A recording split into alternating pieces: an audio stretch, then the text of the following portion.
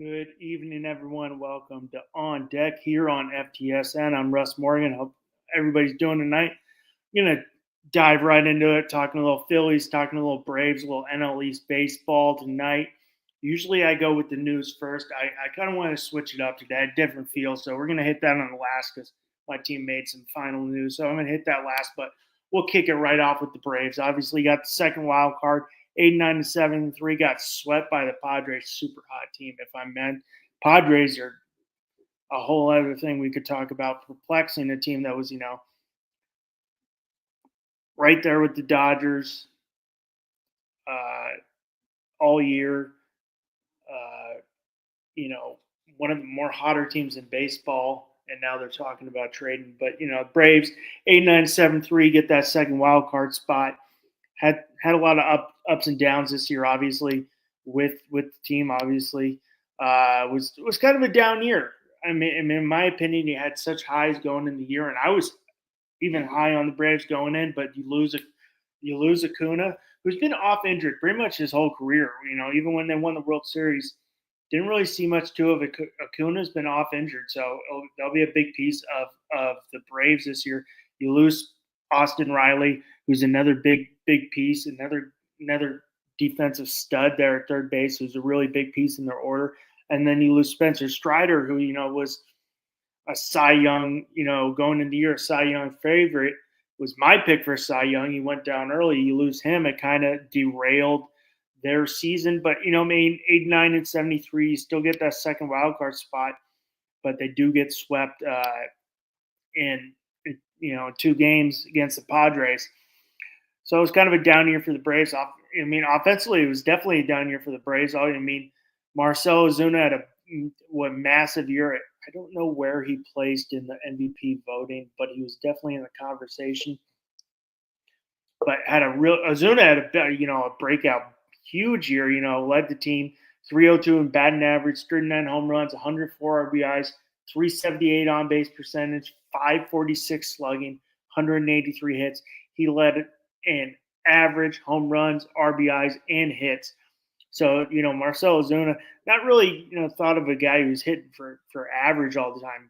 Always great power numbers, but he was hitting for solid, above average, above 300. So that's pretty solid. But besides that,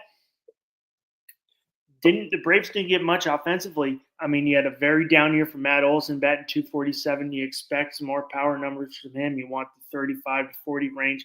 You only got 29. You only got 98 RBIs. I mean, the shortstop position has kind of been a hole ever since they lost Dansby Swanson. I mean, Arcia batted a measly 218, 46 RBIs. You can't get that from the shortstop position.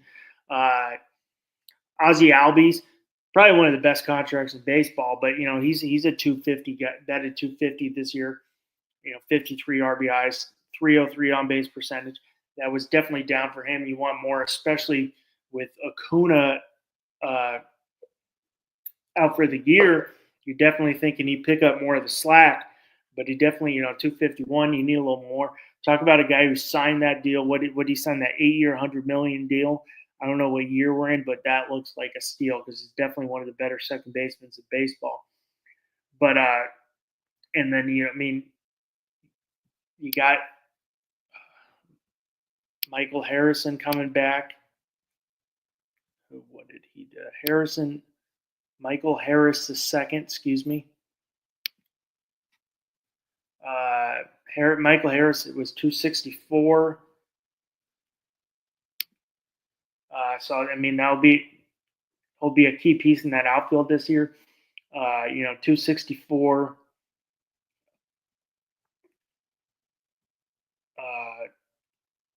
48 RBIs, 304 on base, 418 slugging. So it's I mean, Kelnick, who was a really high draft pick, he had a high school in Wisconsin, really high guy, really kind of just had a nice little bounce back year after high expectations, being drafted really high by the Mariners, and had a nice little got thrust into it. They put him in that leadoff spot. They started hitting a little better, but it was definitely 231, 286 on base percentage, 45 RBIs.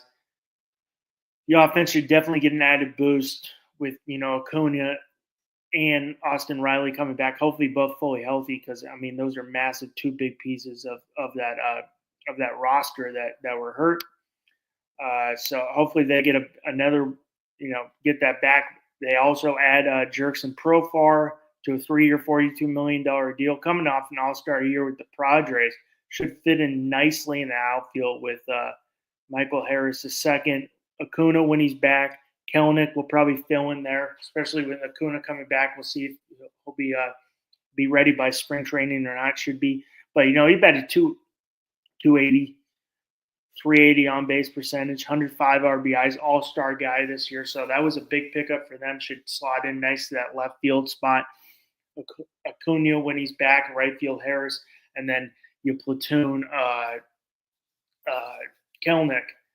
The pitching staff going in, you didn't. For me, I didn't really know what I'd get from you'd get from the pitching staff. You got Sales, guys, had a great year in 2018 with the Red Sox, and then was injured all that time with the Red Sox. Comes back, has a Cy Young year, dominant year with the Braves this year. 18-3, 225 Ks, 2.38 ERA, 77 innings pitched.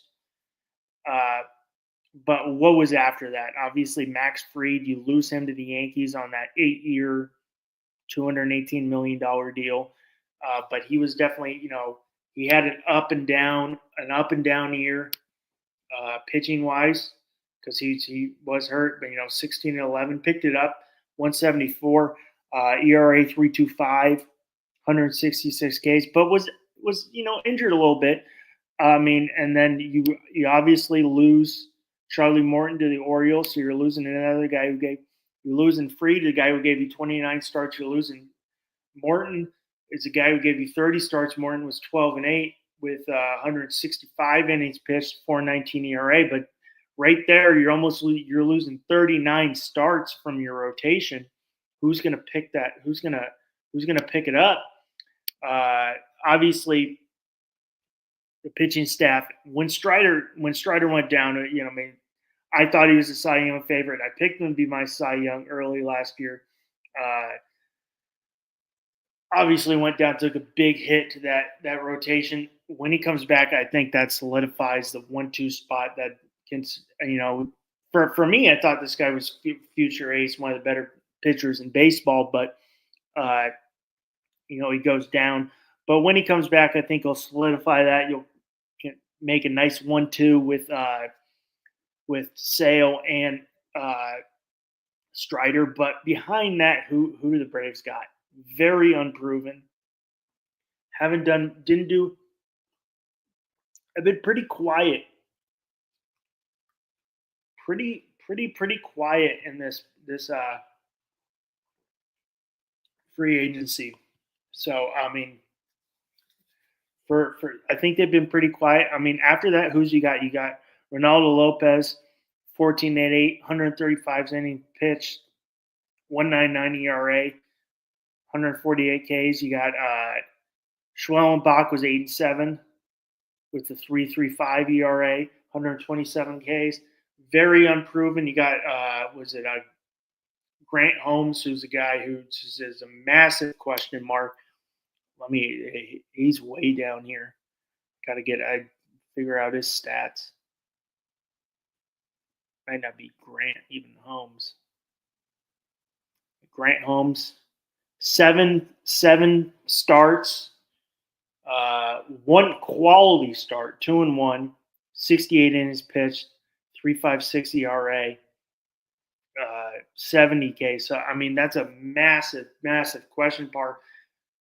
I think that's a massive question mark on the back end of your pitching staff, but also I think they have a massive question mark anybody after Sale, just because you don't know what Spencer Strider will be like when he's coming back after his injury. I could see them getting right now. Yeah, I said it again. Question mark. I could see them going with former first-round pick in 2023 out of University of Florida, A.J. Smith Shaver.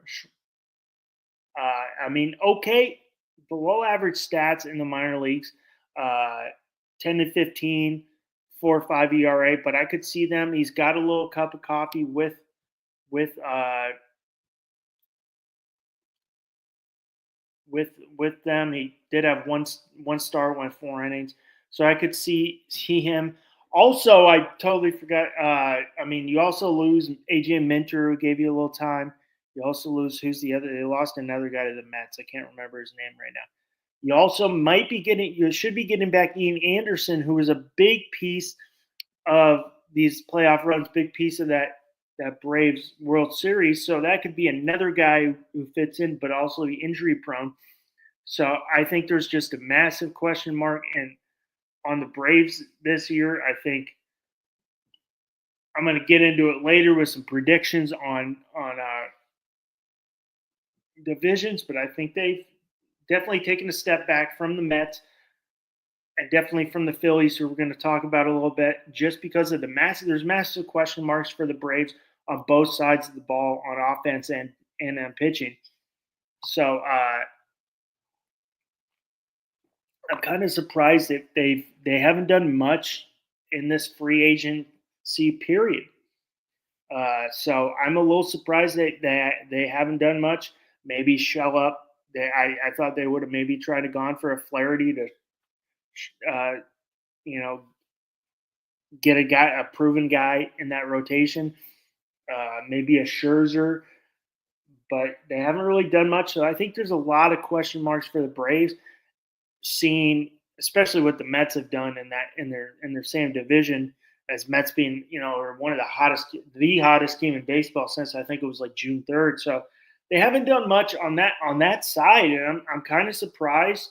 But a lot of question marks for the Braves. We're going to move over to the Phillies, who won the NL East, at 95 and 67, but they did lose 3-1 to the Mets in the NLDS, which is a little disappointing for them.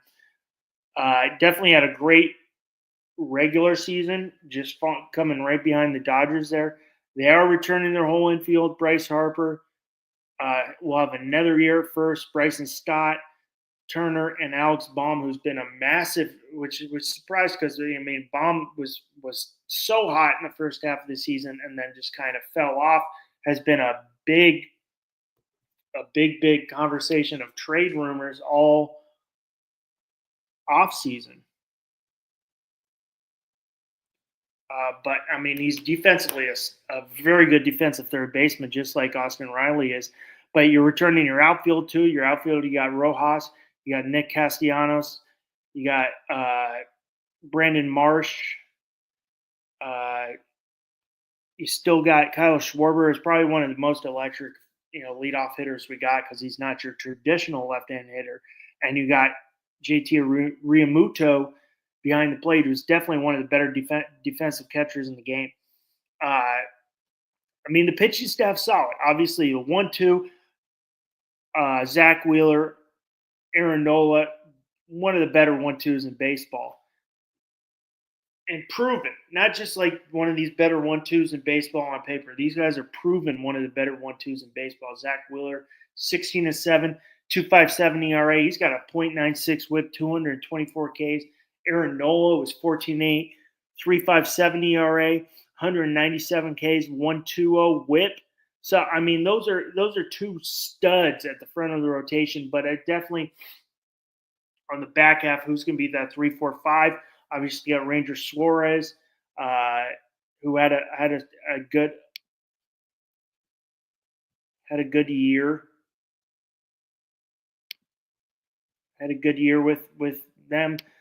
You got Taijuan Walker coming back. You got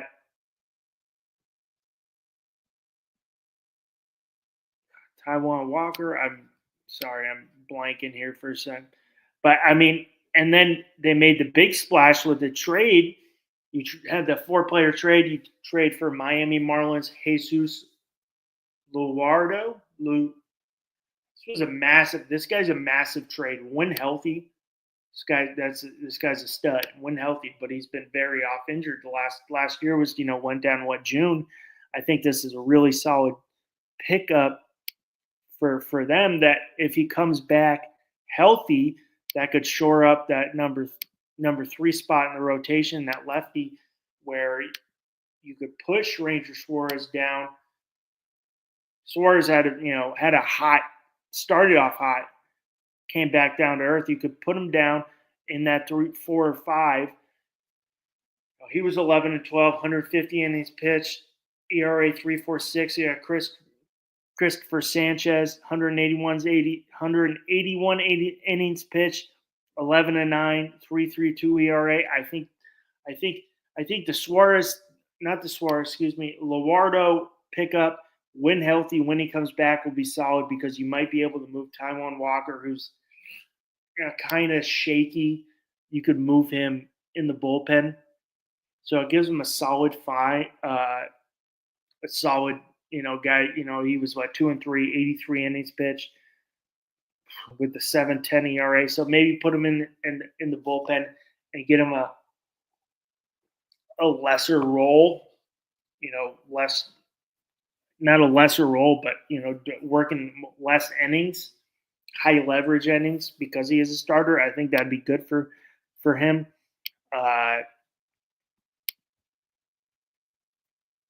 So I think that Luardo pickup trade was phenomenal. That gives him that 3 spot. That's really good when he comes back. So I think that was a solid pickup by them. Also, they lose the guy to they lose the mid-season pickup to the Royals. His name is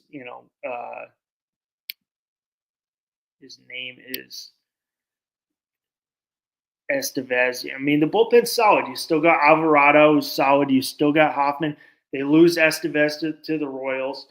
You still got Soto. So the bullpen is pretty darn solid for them, even losing Estevez. But I think once Luardo comes back, Jesus comes back, I think that'll be solid. Come back, how he bounce back from his TJ, and lengthens that staff behind Wheeler, behind Nola.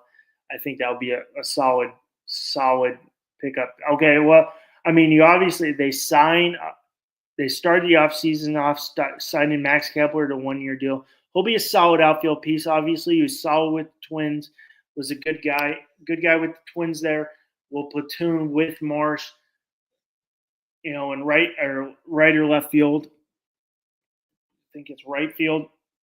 So that's a solid pickup for them. But it was definitely kind of disappointing end of the season for such a great regular season for the Phillies, that had high hopes stacking up with the lineup with Trey Turner, with Kyle Schwarber, with Bryce Harper, who's just give Bryce Harper another year after injury playing first base, who's a guy went in talk about work ethic. Bryce Harper comes in last year, played first base the year before, comes in last year like he's a rookie and works his ass off to play first base, and now is looking like one of the better defensive first basemen in the game. So, talk to a guy who just loves baseball and works his ass off for it. You're getting another full year here on first base.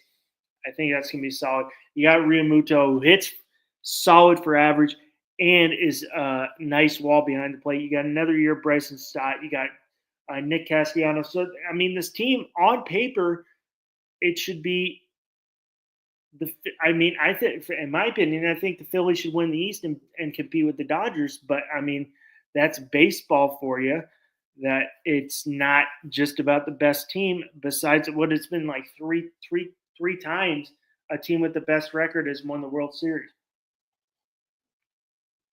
in the last 25 years or something like that. So, that just doesn't how baseball work out. But I think with Jesus getting that trade, I got high expectations for Phillies. I think they win the East, but I think they'll be battling with the Mets all year for that AL East title.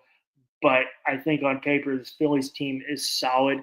Not doing much in the offseason, but they didn't need to do much. I'm kind of wondering what we get with the Alex Bohm situation. Are they still looking to trade him? Because this guy's definitely a solid defender at third base. Definitely had a down second half, but still high upside guy, very young. Are we still looking to trade him? I mean, Alex Baum was what? Baum batted 280, 332 on base, 448 slugging, 97 RBIs. So that's still solid numbers.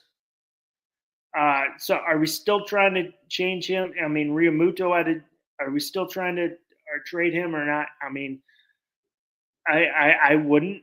I'd take him on the Yankees. They want to ship him off for some prospects, but I think they're going to be keep competing for the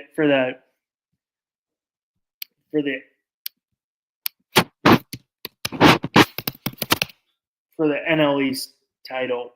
Where the Mets will obviously be the hot. Everybody's going to be talking about the Mets this year because of what they did in the offseason with signing Juan Soto. I think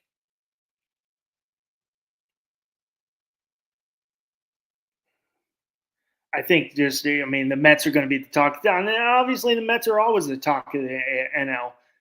I mean, Mets are always up there. Every Mets doing bad, Mets doing good. Mets are always the talk of everything. I mean, got a little, but I think the Phillies will definitely be competing for that NL East title. The Braves, I think wild card, maybe even falling out. They have just a lot of too many question marks on that roster.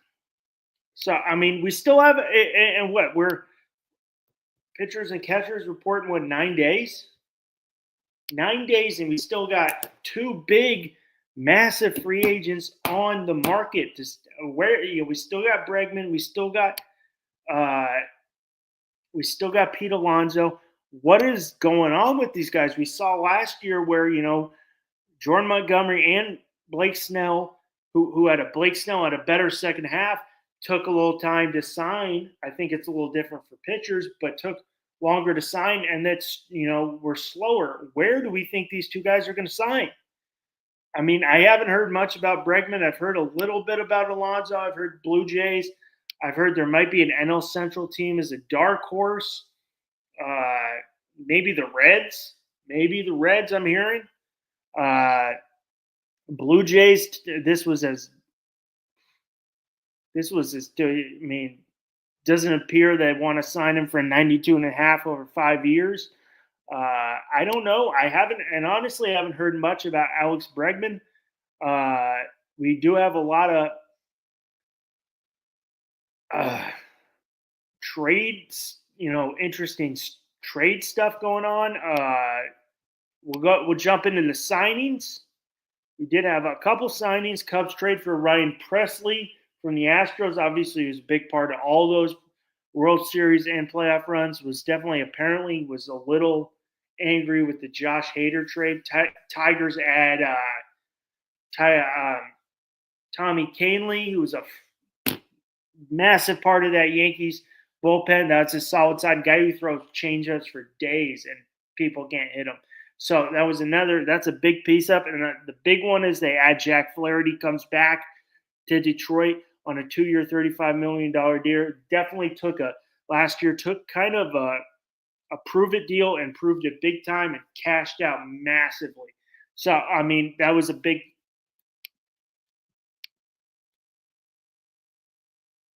sign for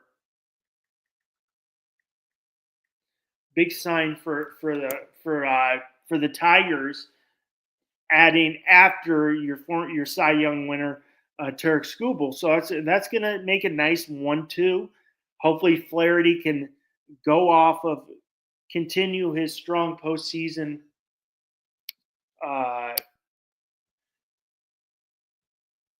continue, go off this strong post October that he had, continue that in the next year and supplant himself nicely behind Tarek Skubal there. And 1-2. Which another thing about the Tigers I'm hearing is maybe they're going to trade Spencer Torkelson is they're moving, their second baseman's moving, Keith's moving to first. They brought in Gleyber Torres. So there's been some talks that Torkelson might be on the market.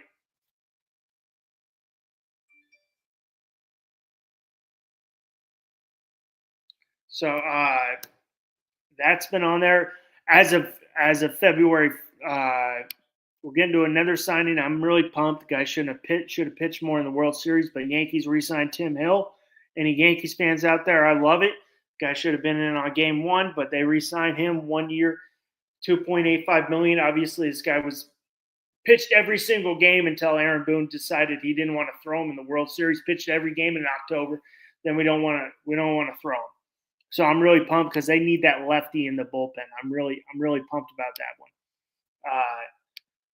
So what we a little news sense of was it yesterday. Red Sox have had communication with the Cardinals on Nolan Arenado.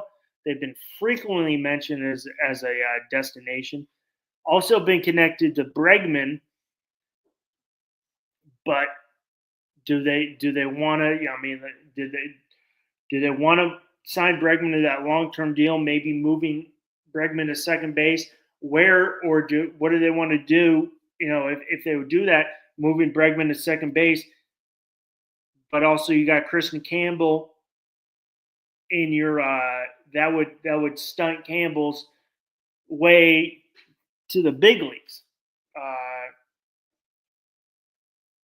Giolito and Whitlock will be ready by then.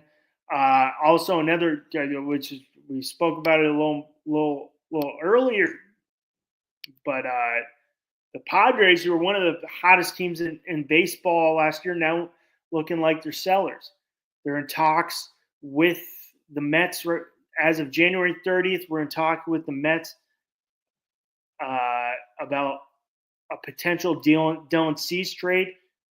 That'd be a killer trade for the Mets. Obviously, you're going to have to fork over some serious prospect haul for that. But also been in talks with maybe the Cubs. The Cubs were trying to land right-hander Dylan Cease. He had a bounce back year, 4.58 ERA, 3.47, finished fourth in Cy Young. So I mean that'd be a solid one. Another guy who would be, which is very surprising to me, Michael King, who was a big piece of that Juan Soto deal. Who's finished second in Cy Young. I don't know what's going on with the Padres. Hey, they want to trade some guys away to the Yankees. We kind of need a third baseman. Mookie. I mean, not Mookie. Bogarts, Tatis, or Machado. You need a third baseman. But I mean, it looks like they're trying to get out of this deal, get out of it with these big contracts they had. So I don't know what the Padres are doing. But obviously, we've seen Michael King. The Mets have checked in on him as well. I haven't seen as much news as him as more as I have seen from Dylan Cease that they're trying to capitalize on that because he is going to be a free agent at the end of the year. Maybe they try to get a little prospect haul, get out of that money. I don't know what they're doing. Yankees crossed Tim Hill. Please tell me I know Yankees news besides Tim Hill. They need to require another infielder. I don't know if they go out and get a third baseman. Maybe they get Brendan Rodgers, who's with the Rockies, and put him at second. They're actively shopping Marcus Stroman, who doesn't have a spot in that rotation. Obviously, Cole, you add Max Fried, Rodon, Clark Schmidt, Luis Gil. So he doesn't have a spot for that. So hopefully they can get it. They're going to have to eat a massive part of that contract and also add a prospect or two to it just to get rid of that. But they need to get rid of that contract off the books. But they need a third baseman, maybe Bregman, maybe Arenado. I see those as long shots. But hey, all I gotta say is pitchers and catchers report. What is it? February 14th. We're right around the corner, so it's definitely right there. Pretty pumped for that. Spring training right at the end of this month, so I'm pretty pumped for that one too. So baseball's right around the corner, and I'm getting pretty stoked. I hope, and I'm getting pretty stoked, and I'm pumped and ready to go. I want to thank everybody for tuning in tonight. Please remember, like, comment, and subscribe. This is On Deck here on I'm Russ Morgan. This is On Deck here on FTSN. You guys have a great night.